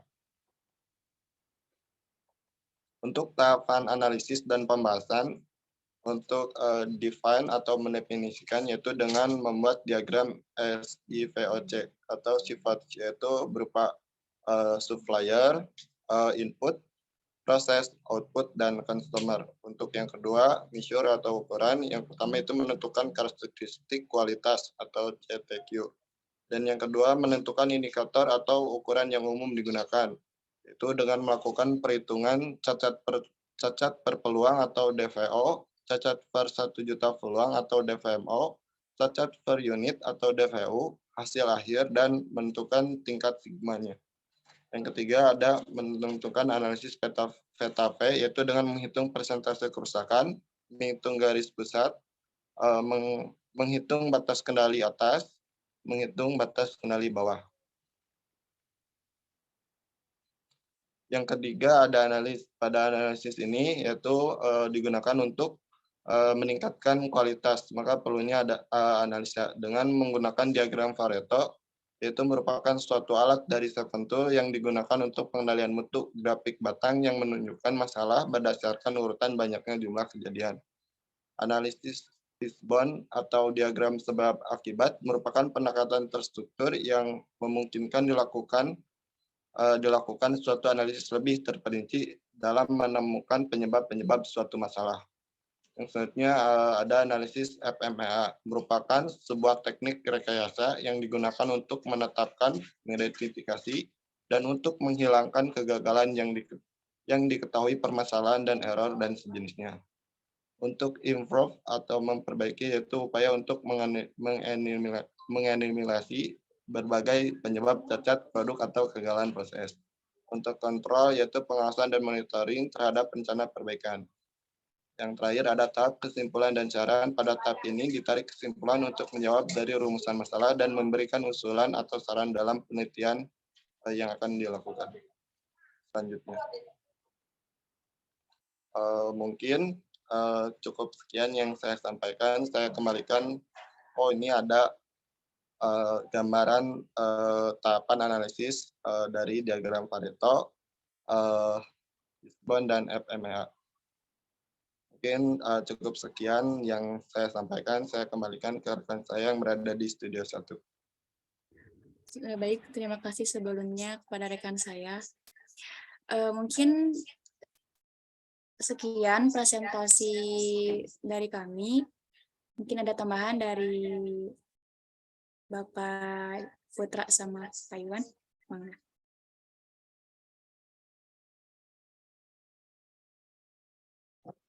Ya, dikembalikan dulu ke saya ya. Kembalikan dulu ke saya dan nanti mohon masukannya atas rencana penelitian saya. Begitu seharusnya. Oke. Ya apa, nervous ya. Santai aja. Ya, selanjutnya kepada Bapak penguji ya, penguji 1 Bapak Haji Muhammad Syafarudin Mahaputra, mohon masukan dan arahannya Pak. Mungkin ada klarifikasi juga dari yang telah disampaikan oleh Asifa dan juga Ramadan. Ya baik, terima kasih Bu Rafika ya telah memberikan waktunya untuk bisa memberikan masukan yang berkaitan dengan seminar proposal ini ya, jurnal ya. Ya baik, saya akan ini judul penelitian kalian analisis pengendalian kualitas produk komponen penutup tangki pesawat hingga AFT dengan menggunakan metode Six Sigma ya. Yang melakukan penelitian di sini siapa nih? Ini penelitian waktu kalian kerja praktek kemarin atau baru ini? Baru Pak. Baru ya. Jadi kalian di sini udah disetujui dari pihak ini ya, PTDI-nya ya. Untuk melakukan penelitiannya udah disetujui ya. Untuk ini kan nih menggunakan ini kan penutup tangki pesawat hingga AFT ya. Iya Bapak, kebetulan sudah ada izin dari pihak perusahaannya. Perusahaannya berarti kalian udah melihat proses pembuatan ini ya, penutup tangki hingga ini udah melihat proses pengerjaannya ya. Nah kebetulan Pak, kalau untuk proses kita nggak diizinin untuk ngelihat, tapi untuk wawancara bisa langsung ke bagian itunya. Oh jadi nggak bisa lihat proses produksinya? Enggak Pak, nggak bisa kebetulan. Jadi kalian ke sana cuman mendapatkan datanya saja? Data sama kalau semisal ada pertanyaan langsung ditanyain ke pembimbing yang di sananya. Oh gitu, nggak langsung ngelihat proses pengerjaannya ya? Enggak Kan Pak, soalnya kan ini kan berkaitan dengan kualitas ya.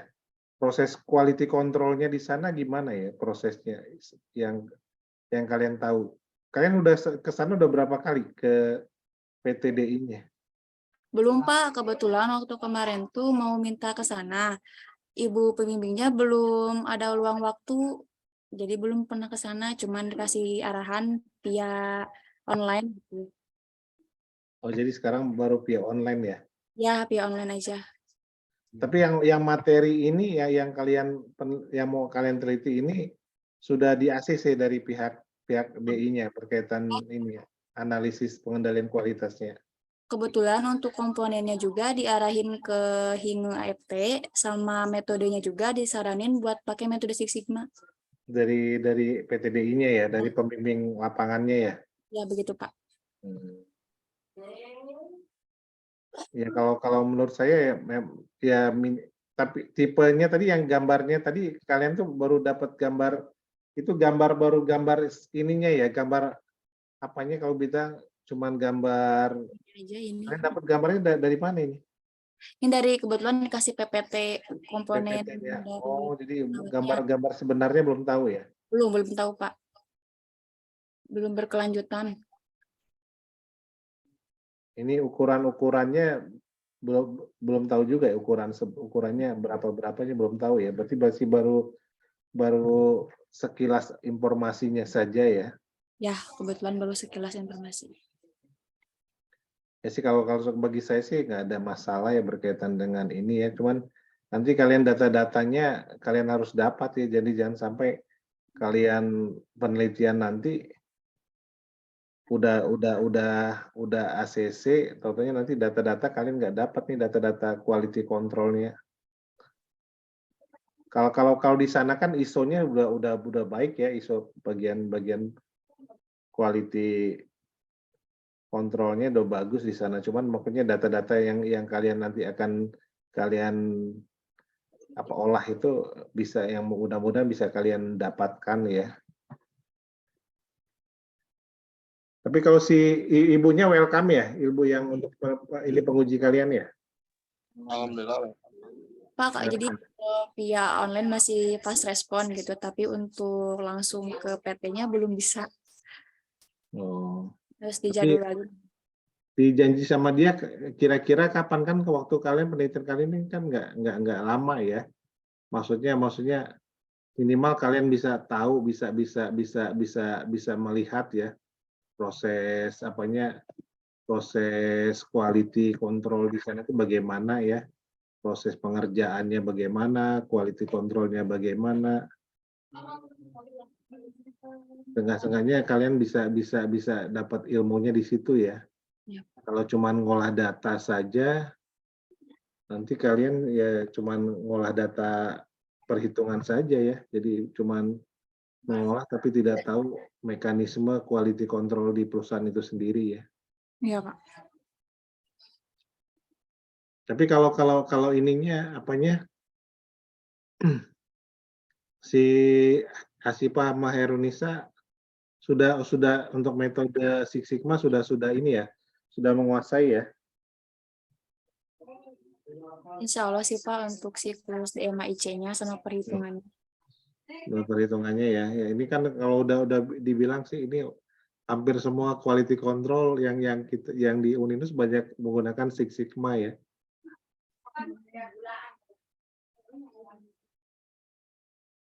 Ya kalau bagi kalian kalau hal ini udah merupakan ini keputusan kalian dan kalian bisa menjalani ya dilanjutkan saja ya. Mudah-mudahan kalian bisa dapat gambaran proses operasinya ya atau produksinya terbaik berkaitan dengan quality controlnya juga kalian bisa dapat gambaran secara menyeluruh dan utuh ya untuk kesempurnaan pelaporan kalian sendiri ya.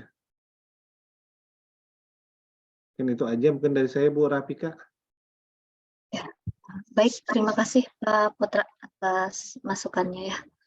Selanjutnya dari Asifa atau Ramadan ada yang ingin ditanyakan atas masukan dari Pak Putra? Pas sudah jelas. Ya soal Kalau ada yang mau ditanyakan. Masih ganjal. Mungkin cukup Ibu, udah jelas. Cukup dulu ya, cukup dulu. Baik, Ya, selanjutnya kepada penguji 2, Bapak Insinyur Iwan Satrio Nugroho MM. Mohon masukan juga arahannya dan juga mungkin ada klarifikasi dari pemaparan Asifa dan juga Ramadan. Persilahkan Pak Iwan.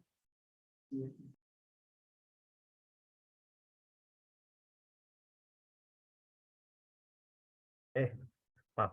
Terima kasih kepada Ibu Rafika Sri Murni, STPMSI. Halo? Udah kedengeran ya?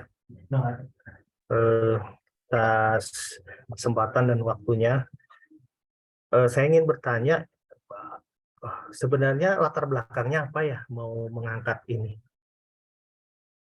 Ada permasalahan apa kira-kira?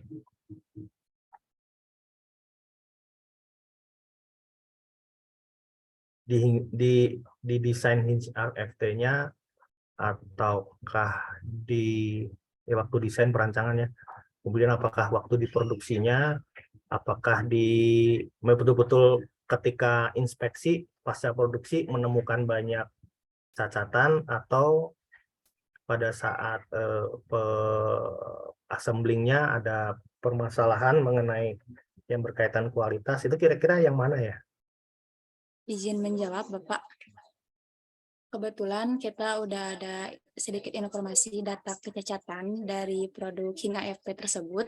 Ternyata banyak dari komponen hingga AFT yang defect. Datanya mana? Datanya mana? Datanya belum dimasukin sih, Pak. Oh, kenapa ya? Belum masukin. Kebetulan masih data mentah, belum diolah gitu, Pak. Jadi kita masih menganalisa yang ternyata itu. Ya, berarti seingatnya aja. Berapa besar cacatnya? Gimana, Pak? Seingatnya saja, kan punya data mentahnya. Pasti pernah membaca data mentahnya kan? Seberapa besar seingat kalian mengenai cacatnya? Kalau untuk detail cacat, Jumlah boleh, persen boleh. Persen lah, berapa persen? jumlah paling banyak tuh ini Pak, dari diameter lubangnya yang kegedean. Itu 8 ya, diameter yang ini Pak. Diameter yang mana? Oh, okay. Ini cacat yang paling banyak dari diameter ini ternyata kegedean. Itu mungkin dari prosesnya yang perlu diperhatikan. Itu kali tadi ada nyebutin CTQ ya, jumlahnya ada berapa ini dari satu komponen hitch AFT ini, ada berapa kelompok kualitas yang harus nanti jadi dasar DPMO-nya? Ada 4 Pak, yang paling dominan. Iya, mana aja itu?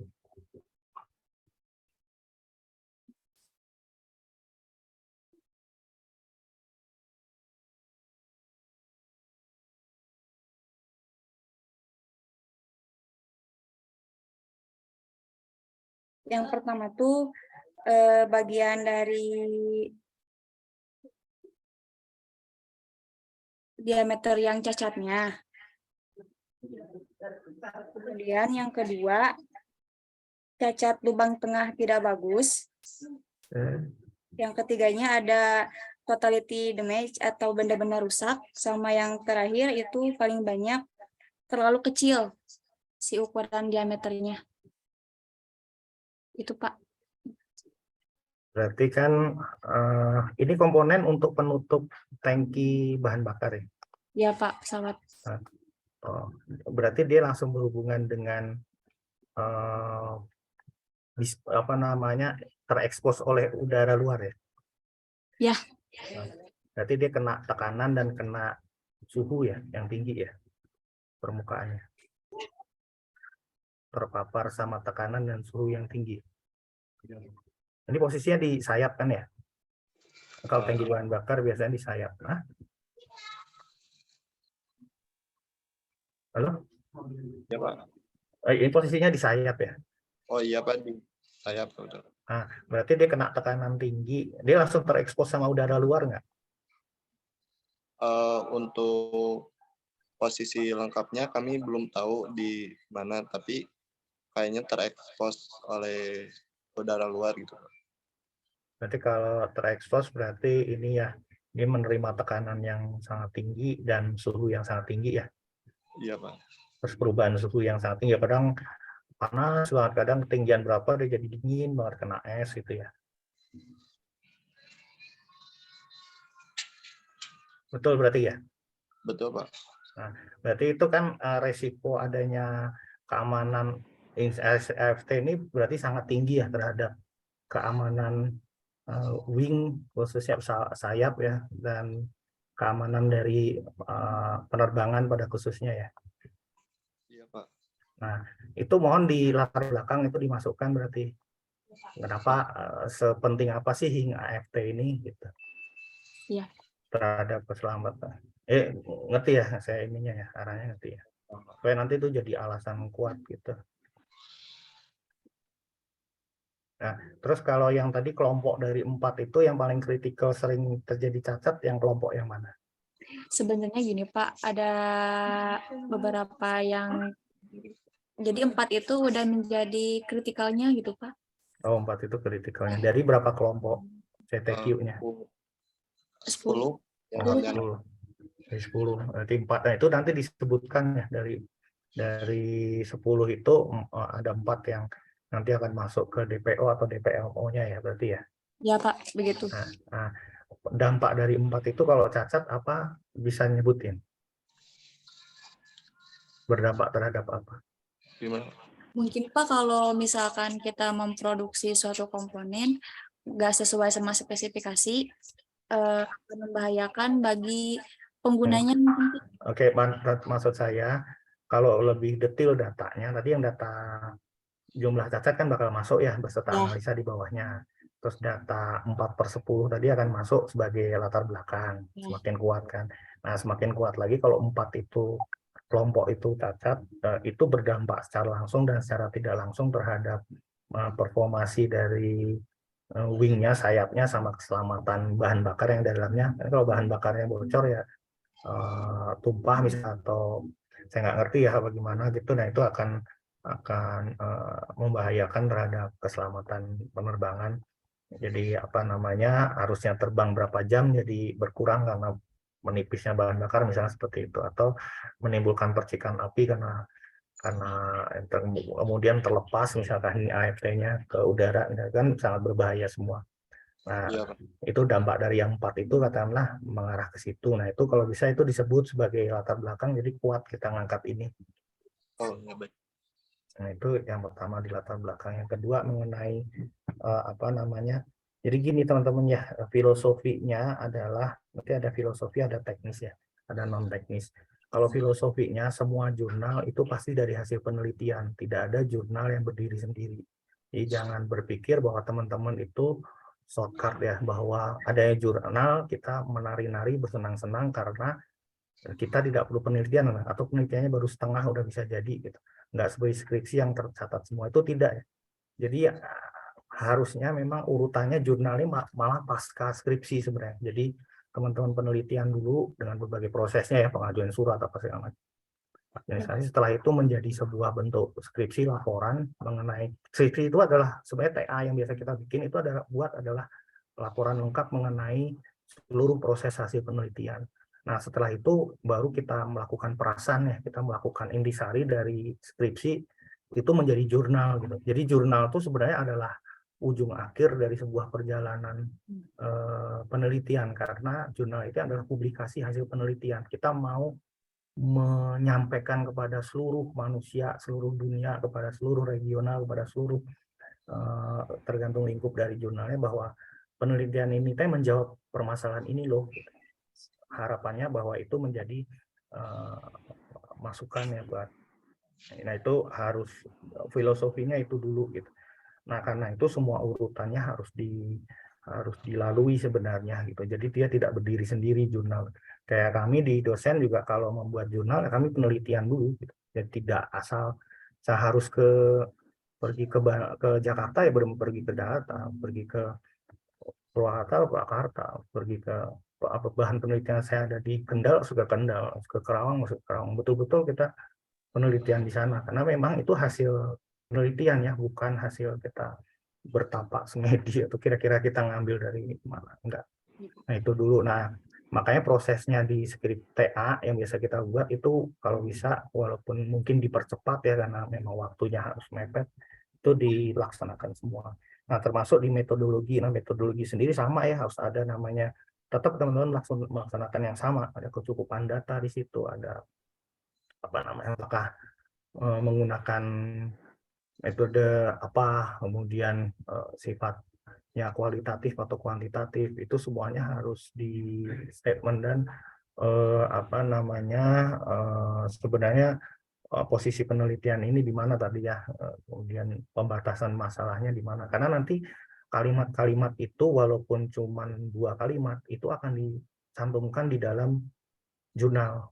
Jadi nanti di pendahuluan itu benar-benar harus ada permasalahannya walaupun diintisarikan ya. Kemudian apa namanya, tujuan dari penelitian ini apa, tapi diintisarikan ya. Kemudian urgensi dari penelitian itu diintisarikan, permasalahan penelitian itu menjawab permasalahan apa sih, itu diintisarikan. Apa namanya, jadi semuanya tetap harus dijalankan. Sama dengan metodologi tadi ya, metodologi juga harus diintisarikan menggunakan metode apa.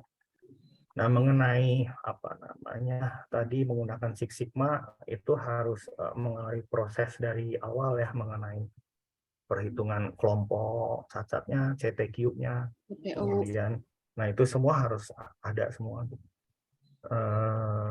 Perhitungannya, algoritmanya harus ada, kemudian menggunakan software apa gitu ya, silakan. Tapi setelah kita melalui proses 2 atau 3 kali di critical itu kita membuat algoritmanya.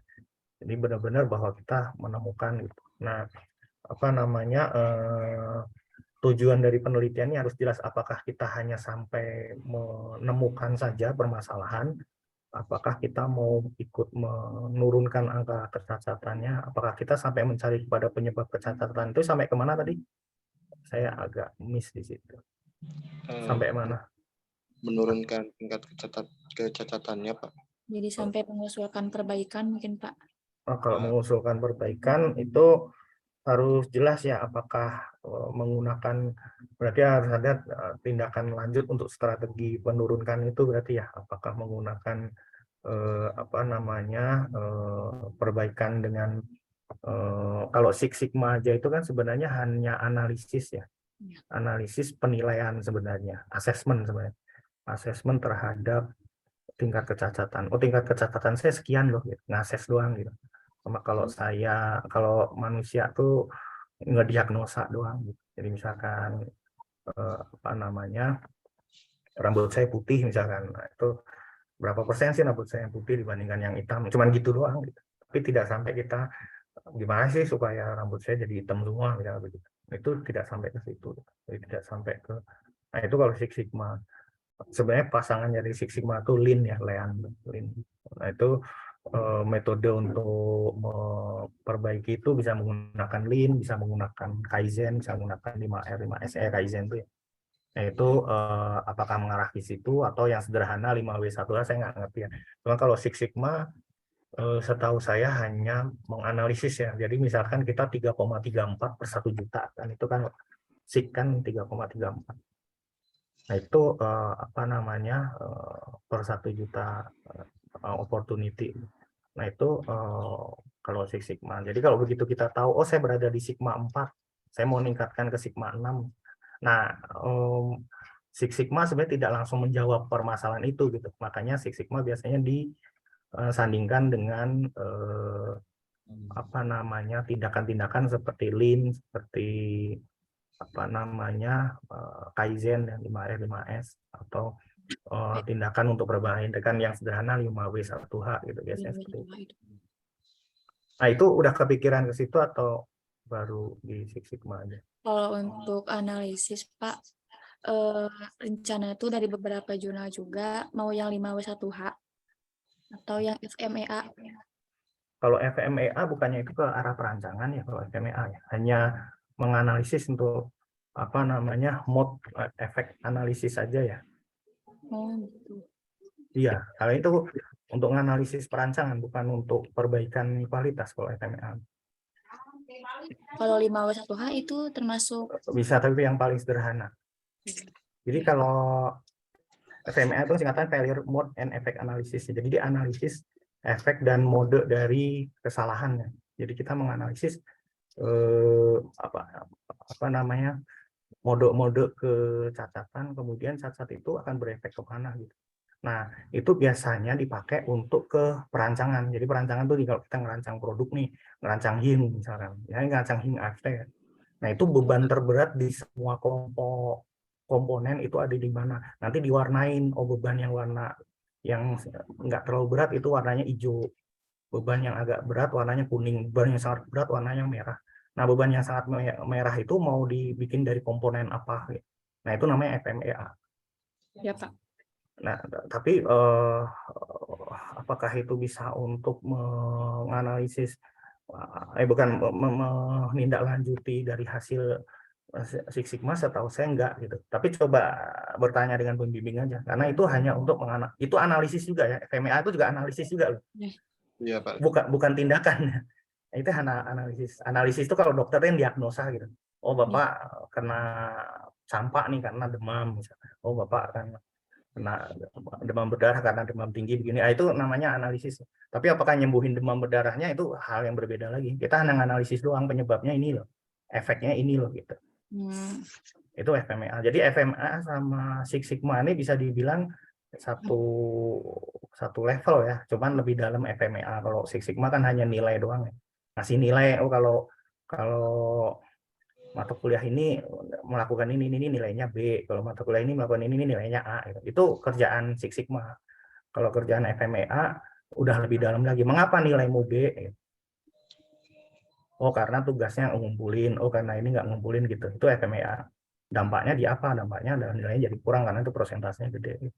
Ya, Pak. Tapi nggak menyembuhkan B jadi A, enggak ya. C menjadi B, enggak. Enggak ya, ngikutin saya. Itu kalau yang dari teknis. Yang dari non teknis saya tadi sempat pesan juga ke yang lain. Saya agak sedikit khawatir. Dulu pernah Bu Adek sempat nyampein ke saya ya bahwa kita lebih senang dengan jurnal. Jujur saya juga jauh lebih senang dengan jurnal ya, teman-teman lulus. Tapi ada kekhawatiran saya dibandingkan dengan skripsi. Satu, bahwa skripsi itu sendirian ya. Jadi kita kalau rusak sendiri gitu. Ngerti nggak? Kalau kita terlambat sendiri. Tapi kalau teman-teman berdua, satu ngejerumusin ke jurang, yang teman Anda ikut. Ya itu resikonya yang saya agak gimana ya gitu. Malah saya pernah usulan supaya jurnalnya itu satu orang sendiri. Tapi ya sudahlah, karena biar toh jurnal juga jadi banyak kalau satu orang sendiri. Pembimbingnya 2, misalnya satu orang sendiri kan. Jurnalnya jadi banyak dan pembimbingnya yang saya ikut jadi banyak. Cuman ya sudahlah, karena masalah mungkin faktor biaya. Tapi maksud saya adalah kalau kita tapi bagusnya adalah teman-teman nanti ketika terjun ke dunia industri sama dunia usaha, teman-teman sudah terbiasa bekerja sama. Teman-teman sudah terbiasa berada dalam satu tim dengan berbagai karakter. Itu yang positifnya lah gitu. Cuma dalam waktu singkat dan perubahan yang sangat singkat ini menurut saya sih teman-teman harus berhati-hati. Saya tadi udah nyampein, tolong semuanya countdown ke belakang ya. Jadi tentuin waktunya kapan submit ya. Misalkan dari jurnal tersebut submit bulan Agustus misalnya. Agustus itu tarik mundur 1,5 bulan ke belakang, berarti 1,5 bulan itu jatuh di bulan Juni pertengahan. Di Juni pertengahan ada target akhir, teman-teman sudah submit abstrak dan seluruhnya. Tarik mundur ke belakang berarti sudah harus penelitian di bulan Maret misalnya. Nah, seperti itu gitu. Bab 1, bab 2 harus jadi di bulan Mei, bab 3, 4 sudah di bulan Juni. Itu tarik mundur semua, titik awalnya adalah dari submit ya. Dari terbit ya. Dari terbit bulan apa, tarik undur ke belakang, seperti itulah. Nanti sama pembimbingnya bisa diskusi mengenai itu. Nah, terus yang secara non teknis yang saya sampaikan tadi, lanjut, teman-teman harus punya komitmen terhadap partnernya, terhadap rekannya. Jadi kalau teman-teman ada satu yang tidak komit, harusnya ngerjain bab 1 tapi kabur misalnya. Nah, itu yang kasihan temennya satunya. Harusnya minta data ini tapi tiba-tiba datanya kurang karena males misalkan. Nah, itu 3 bulan ini puasa dulu lah. Teman-teman berdua ini puasa dulu lah. Puasa kata jangan terdistract oleh apapun ya. Ada teman yang ngajak apa, teman yang gimana ngajak nggak bener, itu jangan dulu lah. 3 bulan ini aja saya minta, mohon sekali fokus ke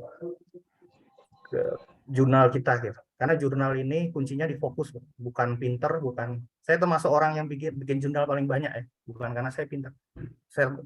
Tapi karena fokus, berusaha mati-matian untuk fokus. Ada yang ngajak gini, kita nggak mau, ngajak ini kita nggak mau. Kita fokus aja, fokus dan komitmen ya terhadap apa yang sudah kita rencanakan. Mungkin itu aja Bu Rafika, nanti mungkin secara detailnya lebih dalam kita bisa diskusi karena juga udah masuk ke waktu sholat. Terima kasih. Assalamualaikum. Baik Pak, terima kasih Pak. Terima kasih Bapak. Ya baik, terima kasih masukannya Pak Iwan Satrio Nugroho selaku penguji 2 ya.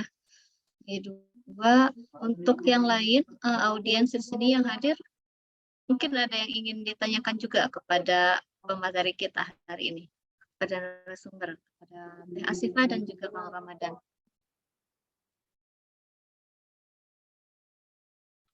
Tidak ada, ya. Oke. Jadi untuk yang menyimak, tolong di komentar-komentar ini berlaku ya, berlaku untuk semua.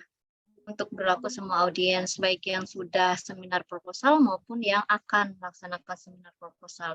Jadi sebagai bahan evaluasi nantinya ya, ataupun ketika seminar proposal kok saya tidak diberitahu info ini ya. Nah, ketika ikut lagi ada info baru ternyata. Nah, itu tolong dimaksimalkan ya informasinya gitu. Oke, dari Asifah dan Ramadan ada yang ingin ditanyakan? Apa sudah jelas? Insya Allah udah jelas Bu, cukup. Alhamdulillah cukup Bu. Jelas ya. Oke, di awal kayaknya mengajukan 2 judul ya. Iya Ibu. Jadinya yang dipresentasikan yang mana? Yang 1. Six Sigma Bu.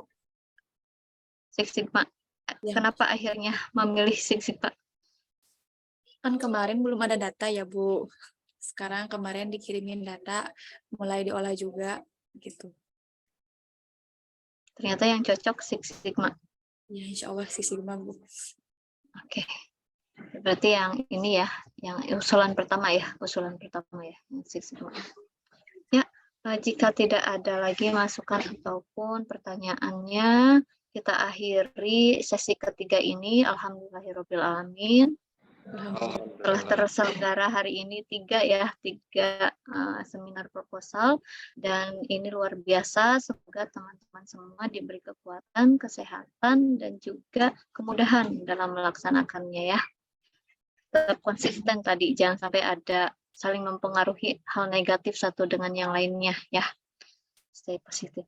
Saya ucapkan terima kasih kepada Bapak Penguji, Bapak Haji Muhammad Safarudin Mahaputra, dan juga Pak Iwan Satrio Nugroho MM selaku penguji 1 dan 2.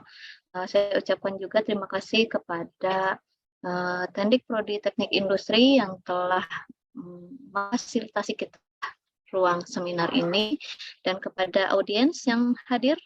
Ya, tetap semangat dan selalu belajar ya, jangan cepat puas dengan apa yang telah kita ketahui. Terus menggali dan tetap menggali ilmu yang baru. Ya, kita tutup dengan membaca hamdalah bersama-sama. Alhamdulillahirabbil alamin. Ya, dari kami pamit, mohon maaf atas kesalahan kata maupun sikap ya. Wallahul muwaffiq ila aqwamit thoriq. Wassalamualaikum warahmatullahi wabarakatuh.